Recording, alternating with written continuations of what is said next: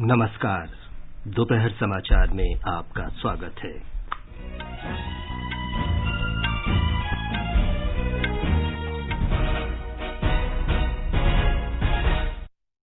प्रधानमंत्री नरेंद्र मोदी ने केवड़िया के स्टैच्यू ऑफ यूनिटी को देश के विभिन्न भागों से जोड़ने वाली 8 रेलगाड़ियों को झंडी दिखाकर रवाना किया।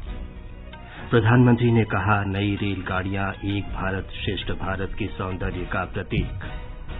देश का पहला कोविड टीकाकरण अभियान सफलतापूर्वक शुरू। पहले दिन 1,91,000 से ज्यादा लोगों को टीके लगाए गए। देश में कोविड से स्वस्थ होने की दर बढ़कर 96.58% हुई और ऑस्ट्रेलिया के साथ ब्रिस्बेन में चौथे और अंतिम क्रिकेट टेस्ट मैच में भारत की टीम अपनी पहली पारी में 336 रन बनाकर आउट। दोपहर समाचार में पुष्पलता शर्मा के साथ मैं विमलेंदु पांडे। कोविड महामारी के खिलाफ देश एकजुट होकर लड़ रहा है। आप भी हमारे साथ सुरक्षा और बचाव के 3 आसान एहतियाती उपायों का संकल्प लें। मास्क पहनें, 2 गज दूरी है जरूरी, सुरक्षित दूरी बनाए रखें और हाथ और मुंह साफ रखें। अब समाचार विस्तार से। प्रधानमंत्री नरेंद्र मोदी ने आज वीडियो कॉन्फ्रेंस के माध्यम से देश के विभिन्न भागों से केवड़िया को जोड़ने वाली 8 रेलगाड़ियां झंडी दिखाकर रवाना की। इन रेलगाड़ियों के माध्यम से स्टैच्यू ऑफ यूनिटी तक की यात्रा और सुगम हो जाएगी। श्री मोदी ने कहा कि आज हम सबके लिए ऐतिहासिक दिन है। आज एक भारत श्रेष्ठ भारत अपने सुंदर रूप में परिलक्षित हो रहा है। प्रधानमंत्री ने कहा कि भारतीय रेल के इतिहास में पहली बार देश भर से 8 रेलगाड़ियां एक साथ एक गंतव्य से जुड़ गई हैं। उन्होंने कहा कि आज भारतीय रेल का मिशन और सरदार वल्लभ भाई पटेल की परिकल्पना का समागम हुआ है। श्री मोदी ने कहा कि केवड़िया के सम्मान कोई दूसरा स्थान नहीं है और ये स्टैच्यू ऑफ यूनिटी और सरदार सरोवर बांध से जाना जा सकता है। प्रधानमंत्री ने कहा कि केवड़िया भारत के प्रमुख पर्यटक स्थल बनकर उभर रहा है। श्री मोदी ने कहा कि दुनिया भर से पर्यटक केवड़िया आ रहे हैं और अमेरिका के स्टैच्यू ऑफ लिबर्टी के मुकाबले केवड़िया में स्टैच्यू ऑफ यूनिटी देखने वालों की संख्या ज्यादा है। स्टैच्यू ऑफ यूनिटी देखने के लिए अब स्टैच्यू ऑफ लिबर्टी से भी ज्यादा टूरिस्ट पहुंचने लगे हैं। अपने लोकार्पण के बाद करीब 50 लाख लोग स्टैच्यू ऑफ यूनिटी को देखने आ चुके हैं। कोरोना में महीनों तक सब कुछ बंद रहने के बाद अब एक बार फिर केवड़िया में आने वाले टूरिस्टों की संख्या तेजी से बढ़ रही है। एक सर्वे में अनुमान लगाया गया है कि जैसे जैसे कनेक्टिविटी बढ़ रही है, भविष्य में हर रोज 1 लाख तक लोग केवड़िया आने लगेंगे। श्री मोदी ने कहा कि इन परियोजनाओं से केवड़िया के जनजातियों का जीवन भी बदलेगा। प्रधानमंत्री ने कहा कि केवड़िया में अनेक सुविधाएं उपलब्ध कराई गई हैं और पास के जनजातीय गांवों में रोजगार का सृजन किया जा रहा है। ये कनेक्टिविटी सुविधा के साथ साथ रोजगार और स्वरोजगार के नए अवसर भी लेकर आएगी। ये रेल लाइन मां नर्मदा के तट पर बसे कर्नाली, पोइचा और गरुड़ेश्वर जैसे आस्था से जुड़े महत्वपूर्ण स्थानों को भी कनेक्ट करेगी। श्री मोदी ने कहा कि आदिवासी गांवों में 200 से ज्यादा कमरों का होम स्टे के रूप में बदला गया है। रेलवे का आधुनिकीकरण जारी है और सरकार रेलवे में नवीनतम तकनीक अपनाने पर ध्यान दे रही है। केवड़िया रेलवे स्टेशन भारत का पहला ऐसा स्टेशन है जिसको शुरुआत से ही ग्रीन बिल्डिंग के रूप में सर्टिफिकेशन मिला है। रेलवे के तेजी से आधुनिकीकरण का एक बड़ा कारण रेलवे मैन्युफैक्चरिंग और रेलवे टेक्नोलॉजी में आत्मनिर्भरता पर हमारा बल है। अगर हम भारत में हाई हॉर्स पावर के इलेक्ट्रिक लोकोमोटिव नहीं बनाते तो क्या दुनिया की पहली double stack long haul container train क्या भारत चला पाता है? आज जब भारतीय रेल के ट्रांसफॉर्मेशन की तरफ हम आगे बढ़ रहे हैं तो highly skilled specialist man power और प्रोफेशनल्स भी बहुत जरूरी है। वडोदरा में भारत की पहली डीम्ड रेलवे यूनिवर्सिटी की स्थापना के पीछे यही मकसद है। रेलवे के लिए इस प्रकार का उच्च संस्थान बनाने वाला भारत दुनिया के गिने चुने देशों में से एक है। श्री मोदी ने कहा कि भारतीय रेलवे ने मौसम की कठोर स्थिति और कोविड-19 महामारी को चुनौती देते हुए अपनी सभी परियोजनाओं को पूरा किया है। प्रधानमंत्री ने कहा कि हम ये सुनिश्चित करते हैं कि भारतीय रेलवे न केवल नई आत्मनिर्भर तकनीकों का उपयोग करे, बल्कि ये तकनीकें पर्यावरण अनुकूल भी हों। उन्होंने कहा कि खूबसूरत केवड़िया इस बात का श्रेष्ठ उदाहरण है कि किस तरह पर्यावरण को योजनाबद्ध तरीके से संरक्षित करते हुए अर्थव्यवस्था का तेजी से विकास किया जा सकता है। भारत रत्न एमजी रामचंद्रन को श्रद्धांजलि देते हुए श्री मोदी ने कहा कि आज केवड़िया आ रही एक train Puratchi Thalaivar doctor MG Ramachandran central railway station से रवाना हुई है। उन्होंने कहा कि ये एक सुखद संयोग है कि आज ही भारत रत्न एमजीआर की जयंती है। आज भारत रत्न एमजीआर की जयंती भी है। एमजीआर ने फिल्म स्क्रीन से लेकर पॉलिटिकल स्क्रीन तक लोगों के दिलों पर राज किया था। उनका जीवन, उनकी पूरी राजनीतिक यात्रा गरीबों के लिए समर्पित थी। गरीबों को सम्मानजनक जीवन मिले, इसके लिए उन्होंने निरंतर काम किया था। भारत रत्न एमजीआर के इन आदर्शों को पूरा करने के लिए आज हम सब प्रयास कर रहे हैं। इस अवसर पर गुजरात के मुख्यमंत्री विजय रूपाणी ने कहा कि आज गुजरात के लिए ऐतिहासिक दिन है। उन्होंने कहा कि केंद्र और राज्य सरकार ने स्टैच्यू ऑफ यूनिटी स्थल पर अनेक परियोजनाओं को लागू किया है, जिससे स्थानीय जनजातियों को रोजगार और आजीविका मिलेगी। इस अवसर पर रेल मंत्री पीयूष गोयल भी उपस्थित थे। ब्यौरा हमारे संवाददाता से। विश्व की सबसे ऊंची प्रतिमा सरदार पटेल के स्टैच्यू ऑफ यूनिटी जाने के लिए पहले अहमदाबाद या वडोदरा से सड़क मार्ग से जाना पड़ता था, लेकिन कुछ समय पूर्व अहमदाबाद के साबरमती रिवर फ्रंट से सी प्लेन सेवा शुरू किए जाने के बाद अब केवड़िया भारतीय रेल के नक्शे में भी शामिल हो गया है। प्रधानमंत्री श्री नरेंद्र मोदी द्वारा आज केवड़िया के लिए एक साथ 8 ट्रेनों को हरी झंडी दिखाए जाने के बाद अब केवड़िया देश के अलग अलग 6 राज्यों से रेलवे मार्ग से भी जुड़ गया है। गुजरात से चलाई गई 2 विशेष ट्रेनों में अन्य गण्यमान्य व्यक्तियों के साथ सरदार पटेल साहब के परिवारजनों ने भी केवड़िया तक की यात्रा की। ट्रेन की यात्रा के दौरान संस्कृत के 11 पंडितों द्वारा नर्मदाष्टकम और वैदिक श्लोक पढ़े गए। नए 3 रेलवे स्टेशन की इमारतों के डिजाइन में स्थानीय विशिष्टताओं का समावेश किया गया है और आधुनिक यात्री सुविधाएं भी दी गई है। योगेश पंड्या, आकाशवाणी समाचार, अहमदाबाद। प्रधानमंत्री नरेंद्र मोदी कल सुबह 10:30 बजे अहमदाबाद मेट्रो रेल परियोजना के दूसरे चरण तथा सूरत मेट्रो रेल परियोजना का भूमि पूजन करेंगे। मेट्रो परियोजनाएं इन शहरों को पर्यावरण अनुकूल तीव्र जन परिवहन प्रणाली उपलब्ध कराएंगी। अहमदाबाद मेट्रो रेल परियोजना के दूसरे चरण की लंबाई लगभग 28 किलोमीटर है, जिसमें 2 कॉरिडोर होंगे। परियोजना की लागत 5,384 करोड़ रुपए है। सूरत मेट्रो रेल परियोजना करीब 40 किलोमीटर लंबी है और इसमें भी 2 कॉरिडोर हैं। परियोजना की लागत 12,000 करोड़ रुपए से अधिक है। भारत में कल दुनिया का सबसे बड़ा कोविड टीकाकरण अभियान शुरू हो गया। प्रधानमंत्री नरेंद्र मोदी ने कल वीडियो कॉन्फ्रेंस के माध्यम से इसकी शुरूआत की। अभियान के पहले दिन 1,91,000 से अधिक लोगों को टीके लगाए गए। स्वास्थ्य मंत्रालय ने कहा कि किसी भी व्यक्ति पर टीके के दुष्प्रभाव के कारण अस्पताल में भर्ती होने की खबर नहीं है। भारतीय सीरम संस्थान द्वारा तैयार किया गया टीका कोविशील्ड सभी राज्यों को भेजा गया था। भारत बायोटेक की कोवैक्सीन 12 राज्यों में पहुंचाई गई।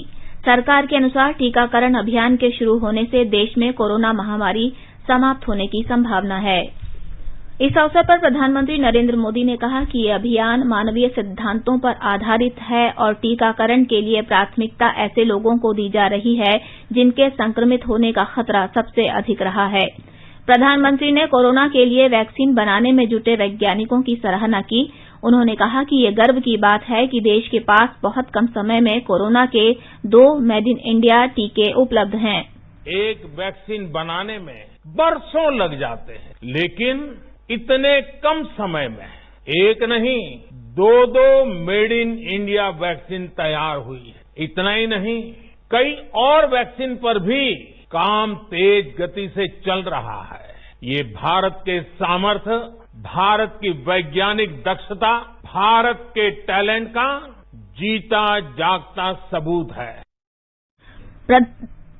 प्रधानमंत्री ने दवाई भी कड़ाई भी का मंत्र दोहराते हुए लोगों से अनुरोध किया कि वे पहला टीका लगाए जाने के बाद मास्क उतारने और परस्पर सुरक्षित दूरी की अनदेखी करने की गलती न करें। टीका लगते ही आप असावधानी बरतने लगे, मास्क निकाल कर रख दें, 2 गज की दूरी भूल जाएं, ये सब मत करिएगा। मैं प्रार्थना करता हूं मत करिएगा। और मैं आपको एक और चीज बहुत आग्रह से कहना चाहता हूं। जिस तरह धैर्य के साथ आपने कोरोना का मुकाबला किया, वैसे ही धैर्य अब वैक्सीनेशन के समय भी दिखाना है। बिहार में कोविड टीकाकरण अभियान के पहले दिन कल 18,122 स्वास्थ्य कर्मियों का टीकाकरण किया गया। राज्य के 38 जिलों में 301 स्वास्थ्य केंद्रों पर टीकाकरण कार्यक्रम चलाया गया। राज्य के स्वास्थ्य मंत्री मंगल पांडेय ने कहा है कि हर सप्ताह में 4 दिन टीकाकरण किया जाएगा। उत्तर प्रदेश में कल टीकाकरण अभियान सफलतापूर्वक चलाया गया। मुख्यमंत्री योगी आदित्यनाथ और रक्षा मंत्री राजनाथ सिंह ने लखनऊ के बलरामपुर अस्पताल में टीकाकरण कार्य का निरीक्षण किया। मुख्यमंत्री ने कहा कि मीडिया को वैक्सीन से संबंधित भ्रामक प्रचार रोकने का काम करना चाहिए। मध्य प्रदेश में शनिवार को हुए कोविड टीकाकरण में सबसे पहले सफाई कर्मियों को टीका लगाया गया। हमारी संवाददाता ने बताया कि राष्ट्रव्यापी कोविड टीकाकरण के पहले दिन मध्य प्रदेश में लगभग 9,500 लोगों को टीका लगाया गया। मध्य प्रदेश में 150 केंद्रों पर टीकाकरण किया गया। राज्य के स्वास्थ्य मंत्री प्रभुराम चौधरी ने बताया कि लगभग 57,000 स्वास्थ्य कर्मियों को अभियान के पहले सप्ताह में टीके लगेंगे। इस बीच मध्य प्रदेश में कल 793 रोगी कोविड संक्रमण से स्वस्थ हुए हैं, जबकि 365 नए कोविड पॉजिटिव मामले सामने आए हैं। कल कोविड से 5 लोगों की मृत्यु हुई है। कोविड से मरने वालों की कुल संख्या 3,751 है। पूजा पीवर्धन, आकाशवाणी समाचार, भोपाल। महाराष्ट्र के स्वास्थ्य मंत्री राजेश टोपे ने कहा है कि राज्य को कोविड वैक्सीन की 10 लाख खुराक प्राप्त हुई है और इसके अलावा 7,50,000 खुराक की अतिरिक्त आवश्यकता होगी। गुजरात में कल कोरोना टीकाकरण के पहले दिन 33 जिलों और 8 नगर निगम क्षेत्रों के 11,800 स्वास्थ्य कर्मियों को टीके लगाए गए। किसी भी मामले में टीके का कोई दुष्प्रभाव सामने नहीं आया। राज्य सरकार ने पहले चरण में लगभग 4,40,000 स्वास्थ्य कर्मियों के टीकाकरण की योजना बनाई है। आंध्र प्रदेश में ऐतिहासिक कोविड टीकाकरण का जनता ने खुले दिल से स्वागत किया और लोगों ने प्रधानमंत्री के संवाद को ध्यान से सुना। मुख्यमंत्री वाईएस जगनमोहन रेड्डी ने कल विजयवाड़ा में सरकारी जनरल अस्पताल में कोविड टीकाकरण कार्यक्रम के उद्घाटन कार्यक्रम में हिस्सा लिया। राज्य के 13 जिलों में कोविड टीकाकरण किया गया। ये समाचार हमारी वेबसाइट newsonair.com/hindi और हमारे mobile app news on AIR पर भी उपलब्ध हैं। चलो मिलकर एक शुरुआत करें, चलो एक फैसला आज करें, मास्क नहीं तो टोकेंगे, कोरोना को रोकेंगे, चलो एक इरादा करते हैं, चलो कुछ वादा करते हैं, मास्क नहीं तो टोकेंगे, कोरोना को रोकेंगे। दोपहर समाचार में आपका फिर स्वागत है। आगे बढ़ने से पहले मुख्य समाचारों पर एक नजर। प्रधानमंत्री नरेंद्र मोदी ने केवड़िया के स्टैच्यू ऑफ यूनिटी को देश के विभिन्न भागों से जोड़ने वाली 8 रेलगाड़ियों को झंडी दिखाकर रवाना किया। प्रधानमंत्री ने कहा, नई रेलगाड़ियां एक भारत श्रेष्ठ भारत के सौंदर्य का प्रतीक। देश का पहला कोविड टीकाकरण अभियान सफलतापूर्वक शुरू। पहले दिन 1,91,000 से ज्यादा लोगों को टीके लगाए गए। देश में कोविड से स्वस्थ होने की दर बढ़कर 96.58% हुई और ऑस्ट्रेलिया के साथ ब्रिस्बेन में चौथे और अंतिम क्रिकेट टेस्ट मैच में भारत की टीम अपनी पहली पारी में 336 रन बनाकर आउट। देश में कोविड से स्वस्थ होने की दर बढ़कर 96.58% हो गई है। पिछले 24 घंटों में 17,100 मरीज स्वस्थ हुए। इसके साथ ही देश में कोविड से 1,01,96,000 से अधिक लोग ठीक हो चुके हैं। इस बीच कोरोना संक्रमण के 15,144 नए मरीज सामने आए हैं, जिससे देश में कोरोना की चपेट में आए लोगों की संख्या बढ़कर 1,05,57,900 को पार कर गई है। स्वास्थ्य मंत्रालय ने बताया है कि कल 181 मरीजों की मौत के साथ संक्रमण से अब तक मरने वालों की संख्या बढ़कर 1,52,274 हो गई है। देश में इस समय कोविड के 2,08,826 रोगी हैं। तेलंगाना में पिछले 24 घंटों में कोविड के 299 लोगों में संक्रमण का पता चलने से संक्रमित लोगों की संख्या 2,91,000 को पार कर गई है। राज्य में कल 379 लोगों के स्वस्थ होने के साथ ही संक्रमण से उबरने वालों का प्रतिशत बेहतर होकर 98.02% हो गया है। अब तक वहां 2,85,000 से अधिक लोग संक्रमण से ठीक हो चुके हैं। पिछले 24 घंटों में 2 लोगों की मौत को मिलाकर अब तक इस महामारी से वहां 1,577 लोगों की मौत हो चुकी है। त्रिपुरा में कोविड संक्रमण के मामले लगातार घट रहे हैं। अब वहां संक्रमण के 36 मामले बचे हैं। पिछले 24 घंटे में 4 नए मामले सामने आए और 5 लोग संक्रमण से ठीक हुए। राज्य में ठीक होने वालों की दर 98.72% हो गई है। मिजोरम में पिछले 24 घंटों में कोविड के 8 संक्रमित लोगों का पता चला, जबकि 3 लोग संक्रमण से ठीक हुए। इस समय राज्य में 85 सक्रिय मामले हैं। अब तक 4,228 लोगों के संक्रमण से ठीक होने के साथ ही वहां स्वस्थ होने की दर 98% हो गई है। प्रधानमंत्री नरेंद्र मोदी ने कहा है कि स्टार्टअप भारत को आत्मनिर्भर बनाने में महत्वपूर्ण भूमिका निभा रहे हैं। उन्होंने कहा कि नवोद्योग ने कोरोना महामारी के दौरान सैनिटाइजर्स और पीपीई किट की उपलब्धता सुनिश्चित करने और संबंधित आपूर्ति श्रृंखला बनाए जाने में महत्वपूर्ण भूमिका निभाई है।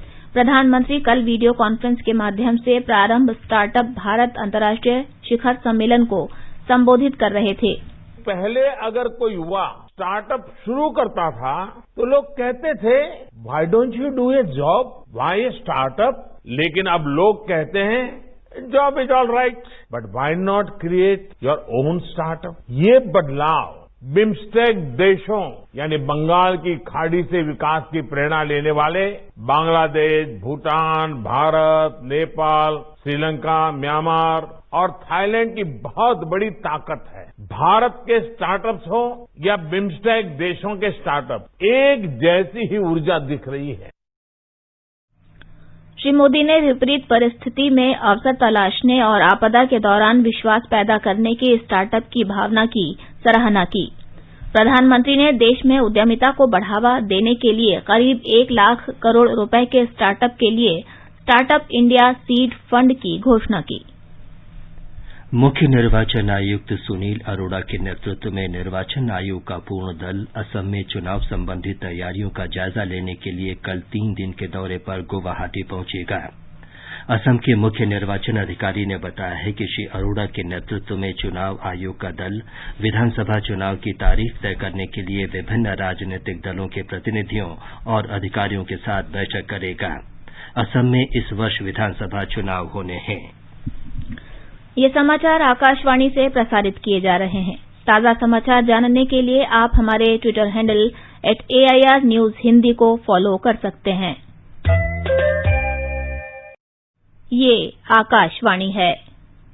51वां भारतीय अंतर्राष्ट्रीय फिल्म महोत्सव का आज दूसरा दिन है।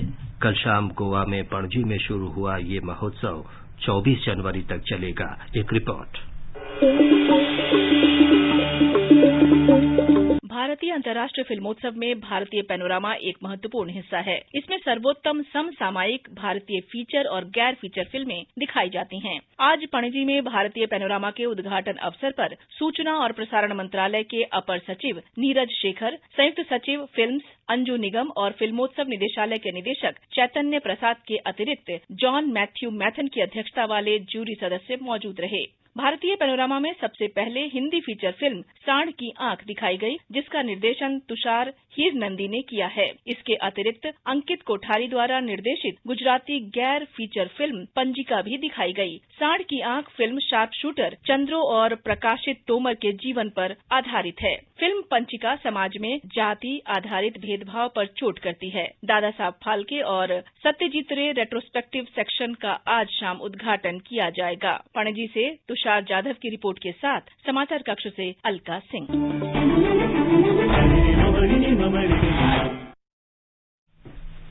प्रसिद्ध अभिनेता और निर्देशक विश्वजीत चटर्जी को Indian personality of the year का पुरस्कार दिया जाएगा। सूचना और प्रसारण मंत्री प्रकाश जावड़ेकर ने कल गोवा में 51वें भारतीय अंतर्राष्ट्रीय फिल्म समारोह का उद्घाटन करते हुए ये घोषणा की।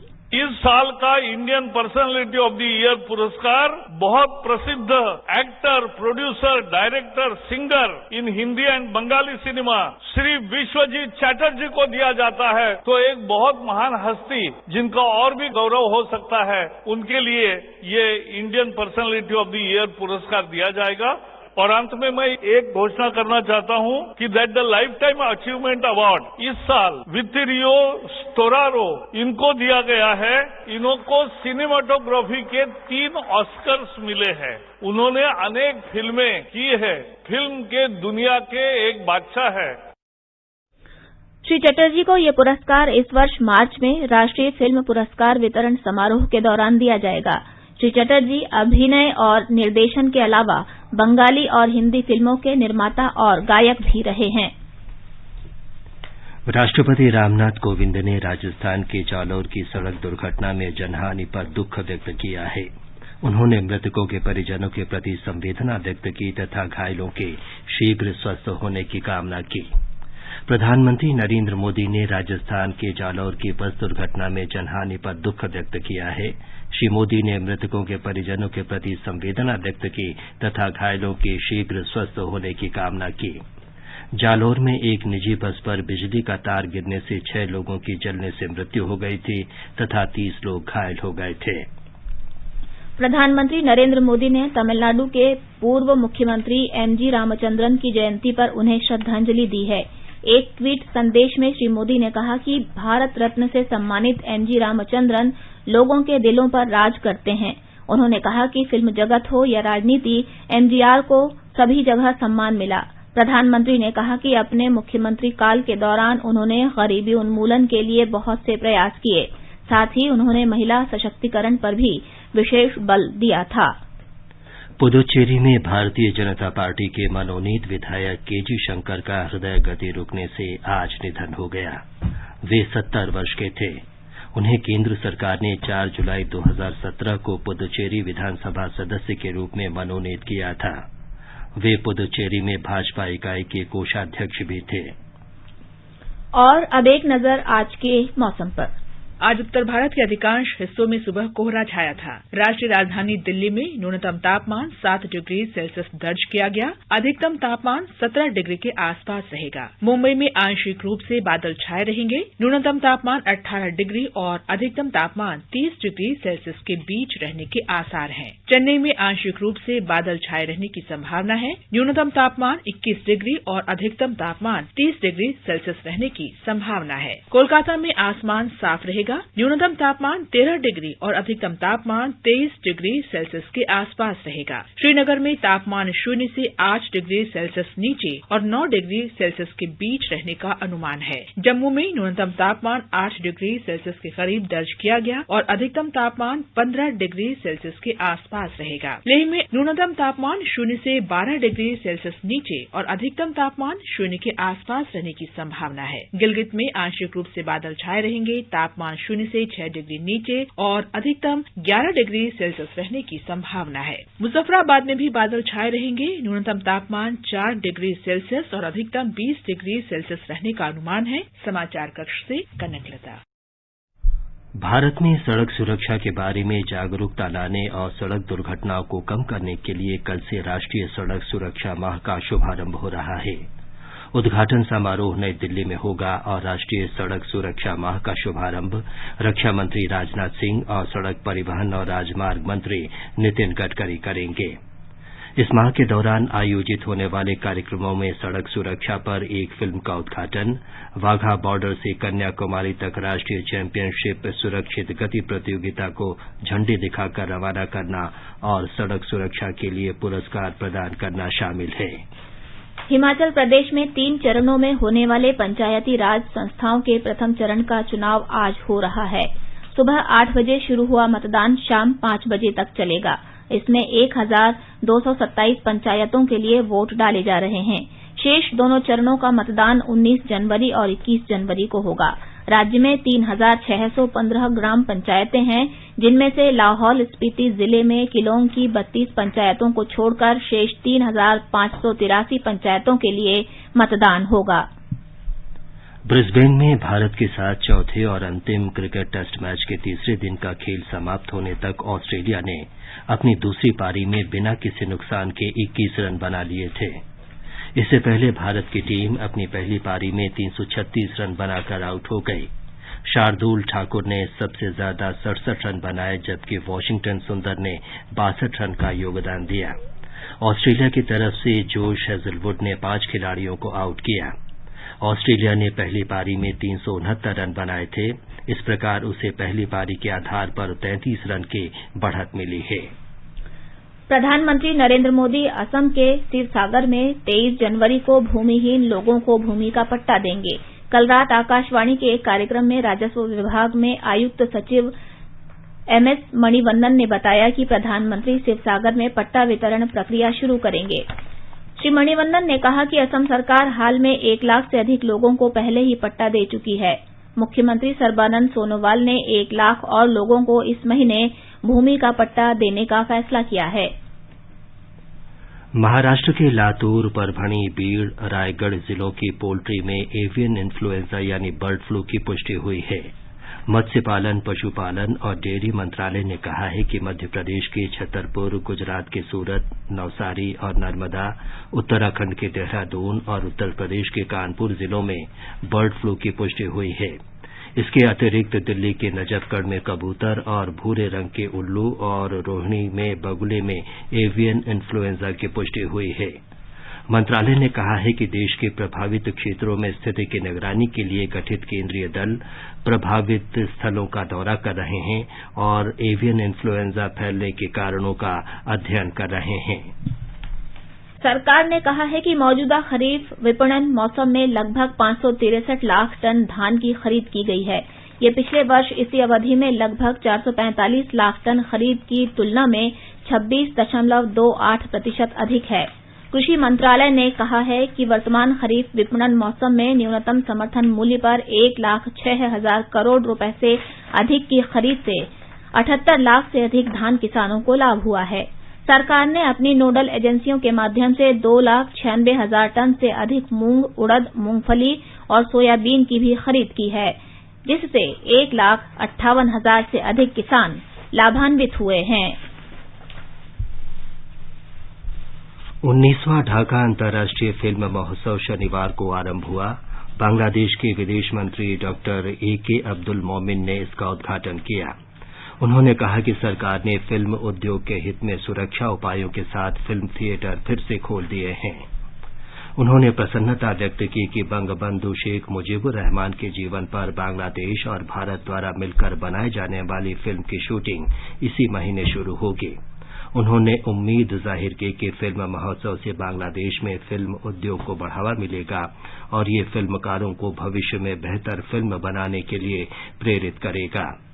फिल्म महोत्सव के उद्घाटन समारोह में बांग्लादेश में भारत के उच्चायुक्त विक्रम दोरईस्वामी विशेष अतिथि थे। उन्होंने अपने संबोधन में कहा कि भारत ने बांग्लादेश के सांस्कृतिक विकास में हमेशा सकारात्मक भूमिका निभाई है। इस वर्ष ढाका फिल्म महोत्सव बंगबंधु शेख मुजीबुर रहमान की जन्म शताब्दी पर उन्हें श्रद्धांजलि के तौर पर समर्पित है। अंत में मुख्य समाचार एक बार फिर। प्रधानमंत्री नरेंद्र मोदी ने केवड़िया के स्टैच्यू ऑफ यूनिटी को देश के विभिन्न भागों से जोड़ने वाली 8 रेलगाड़ियों को झंडी दिखाकर रवाना किया। प्रधानमंत्री ने कहा, नई रेलगाड़ियां एक भारत श्रेष्ठ भारत के सौंदर्य का प्रतीक। देश का पहला कोविड टीकाकरण अभियान सफलतापूर्वक शुरू। पहले दिन 1,91,000 से ज्यादा लोगों को टीके लगाए गए। देश में कोविड से स्वस्थ होने की दर बढ़कर 96.58% हुई और ऑस्ट्रेलिया के साथ ब्रिस्बेन में चौथे और अंतिम क्रिकेट टेस्ट मैच में भारत की टीम अपनी पहली पारी में 336 रन बनाकर आउट।